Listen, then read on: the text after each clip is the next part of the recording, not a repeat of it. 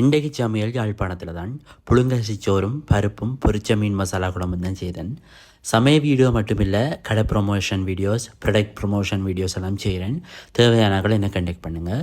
புழுங்கரிசி சிமிக்கக்கூடிய தன்மை இருக்குது, அதால் வயது போனாக்களுக்கு உகந்த அரிசின்னு சொல்லலாம். பொரிச்ச மீன் மசாலா குழம்புக்கு மசாலாவை ரெடி பண்ணினேன்.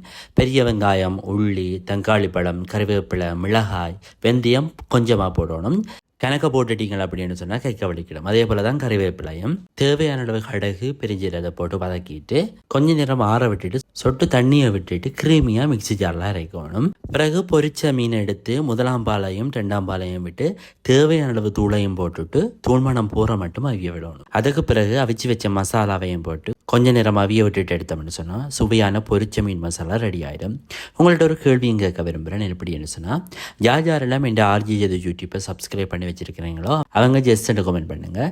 சப்ஸ்கிரைப் பண்ணாதவங்க நோன்னு கமெண்ட் பண்ணுங்கள். அப்படி நோன்னு கமெண்ட் பண்ணுறவங்க சப்ஸ்கிரைப் பண்ணிட்டீங்க அப்படின்னு சொன்னால் டன்னு கமெண்ட் பண்ணுங்கள்.